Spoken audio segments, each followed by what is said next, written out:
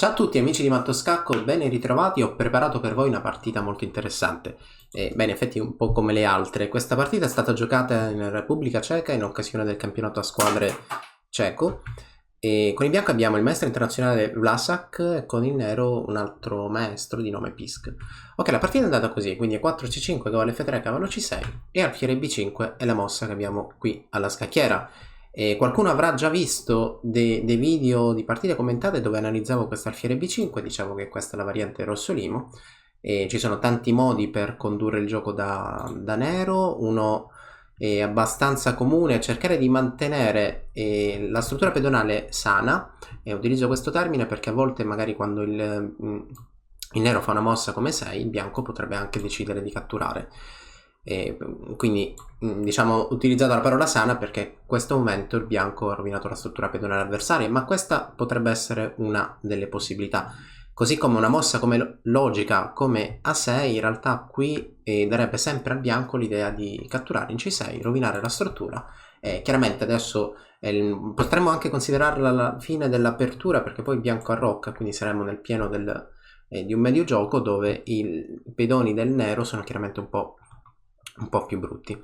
Allora, tornando alla partita, quindi dopo alfiere B5 in realtà ci sono tante mosse possibili, tra cui E6 che è la mossa della partita, e vi dico che è anche la mossa che è diventata un po' di moda, in tanti giocano E6 dopo alfiere B5, perché considerano che dopo la cattura il nero cattura col pedone B, si troverà con un alfiere abbastanza forte perché lì da 6 darà senz'altro fastidio al possibile lato di re, e dopodiché il nero cerca di compensare questa doppiatura spingendo il pedone in D5. Ok, il nero avrà sempre i pedoni doppiati, magari contro una struttura del genere. Il bianco dovrebbe giocare semplicemente non catturando mai il pedone in D5, perché nel momento in cui cattura toglierà la debolezza. Allora, solitamente le strutture pedonali che si ottengono sono queste. Allora, dicevo che 6 è una mossa che è andata un po' di moda perché qui il bianco realmente non vuole dare il suo alfiere, ma vuole cercare di completare lo sviluppo. E6 serve per giocare cavallo E7, dopodiché dar fastidio immediatamente all'alfiere perché in caso di cattura il nero può tranquillamente riprendere di cavallo senza rovinare la struttura pedonale. Così va la partita, quindi torre 1 adesso a 6 servirebbe a poco perché torre 1 ha l'idea di lasciare libera la strada di ritorno all'alfiere, quindi cavallo D4 è la mossa scelta dal maestro Pisk. Quindi a questo punto l'alfiere è sotto attacco, l'alfiere ritorna in F1, casa un po' sicura, quindi cavallo C6.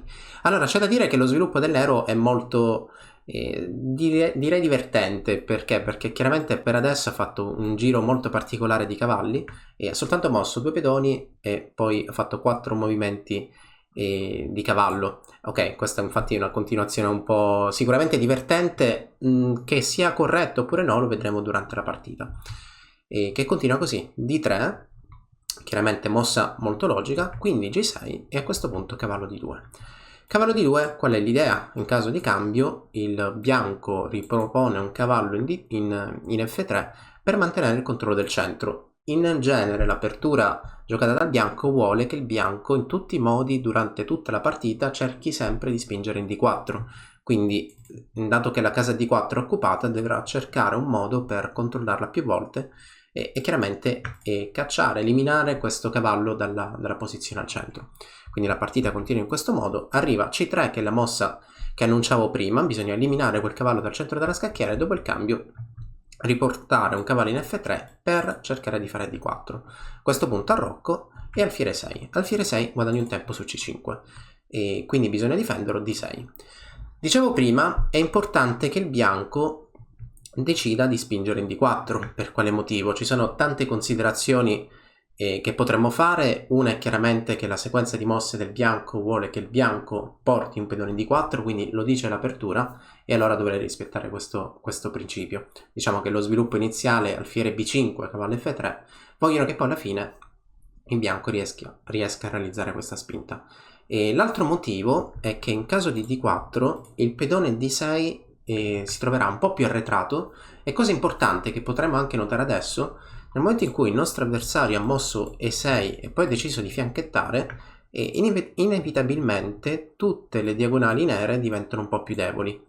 e in particolar modo potremmo anche decidere di puntare la casa di 6. Ok, adesso ho inserito delle frecce, dei colori, potrebbe non essere chiara la situazione, però diciamo che nel momento in cui muovo il pedone 6 e il pedone G6, inevitabilmente l'idea di puntare all'occupazione di F6, che è colore di rosso, o di H6 sono dei piani che il bianco cerca di realizzare. Infatti in questa posizione semplicemente D4 la mossa più logica, e non si può permettere che il bianco mantenga questi pedoni centrali. Questa è un'altra regola non scritta importantissima della difesa siciliana, altrimenti poi il bianco deciderà di spingere e conquistare spazio. Quindi in questo momento pedone per D4 e la mossa della scacchiera, pedone cattura, e dopo alfiere D7 potremmo notare che qui in D6 c'è un problema.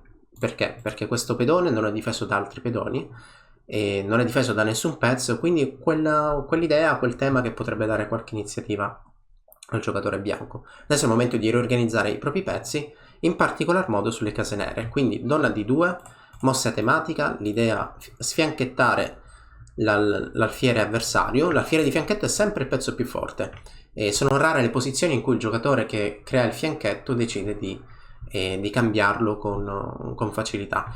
Quindi solitamente quando un giocatore, in questo caso il bianco, è pronto a sfianchettare l'alfiere avversario, in genere il nero fa una reazione del genere, tipo torre 8, che è poi la mossa della partita. Per quale motivo? In caso di alfiere H6 la scelta è del nero se cambiarlo oppure no, mentre prima la scelta era obbligata. Qui il nero potrebbe anche optare per spostare l'alfiere in H8, quindi mantenere il fortissimo alfiere di fianchetto. Tornando indietro, dopo torre 8, il bianco gioca un'altra mossa interessante. L'idea è sempre prendere spazio sulle case nere e B4 è importante. B4 è chiaro, io muovo un pedone in avanti, probabilmente sembra che muovere il pedone B possa creare dei problemi sulla diagonale. Finché la diagonale non si aprirà, il nero non avrà un buon gioco, però l'idea è prendere spazio. Dicevo prima, l'idea del bianco è giocare sulle case nere, quindi in questo momento in realtà dopo B4 l'idea è fare B5 e quando il cavallo andrà via il nero avrà perso il controllo di una casa importante, e la casa importante di cui ha perso il controllo è la casa 5, perché questo cavallo sostiene l'ingresso in E5. Infatti in partita cavallo E7 è stata giocata, quindi bianco non ha avuto la necessità di spingere in B5 e adesso è il momento di attaccare sulle case nere. Cosa migliore che attaccare sulle case nere? Alfiere H6, quindi alfiere H8. A questo punto A4 per prendere spazio, ma in realtà all'inizio di un piano che poi andrà dall'altro lato. Diciamo che quando stiamo meglio e abbiamo già il piano in mente per come condurre il gioco, e qui vi dico che sicuramente il bianco vuole giocare sul lato di re, e non dobbiamo fare altro che migliorare laddove è possibile la posizione. Quindi A4 è l'idea di prendere spazio e cercare di togliere spazio al nostro avversario, quindi A5 come reazione, e a questo punto B5. I pezzi del nero soffrono un po' perché questo pedone B5 non potrà più rimuoverlo, è abbastanza forte anche perché difeso da un altro pedone, non esiste modo per scordinare questa configurazione, questa piccola catena pedonale. Quindi cavallo C8 è il momento di fare delle manovre per il nero, ma qui arriva E5 e chiaramente per prendere spazio. Ricordate, qualche minuto fa dicevo che è importante togliere questo cavallo per evitare che possa controllare la casa 5, quindi adesso il bianco riesce a controllare il 5 e vi dico che adesso l'attacco del bianco è un attacco da manuale che si verifica ogni qualvolta il nero ha giocato un'apertura con un fianchetto e quindi siamo in quella condizione. Dopodiché ha mosso il pedone E in questo caso, quindi ha indebolito le case nere, e adesso l'attacco da manuale è così. Infatti magari dirò a Christian di utilizzare questo nome come titolo della partita. E quindi cavallo B6, alfiere G5, occupazione delle case nere e voglio scacciare la regina del nero da quella diagonale. A questo punto va bene, torre C1 è un po' per limitare l'azione avversaria, ma arriva l'attacco e l'attacco inizia così. Quindi abbiamo messo un alfiere in G5. Adesso il pedone H vuole fare strada, vuole fare carriera, prendere spazio, quindi voglio fare H5 se posso. Apro la colonna H perché in futuro potrei anche non so, valutare se sarà il caso di portare una torre in avanti. Quindi alfiere F8, ok, occhio, minaccia in una, però questo alfiere in F8 in realtà il nero non potrà darlo. Direi che questa è una mossa un po' da bluff, perché poi le case nere sono molto deboli. Infatti qui il bianco, diciamo, non dà molta importanza, segue col suo piano H5, perché dopo alfiere B4 senz'altro alfiere F4 è già una mossa molto forte. E in realtà anche se il nero catturasse la torre in E1, il bianco potrebbe, tra virgolette, fregarsene, perché potrebbe giocare alfiere F6, alla successiva arriva donna H6 e qui il matto è pressoché imparabile.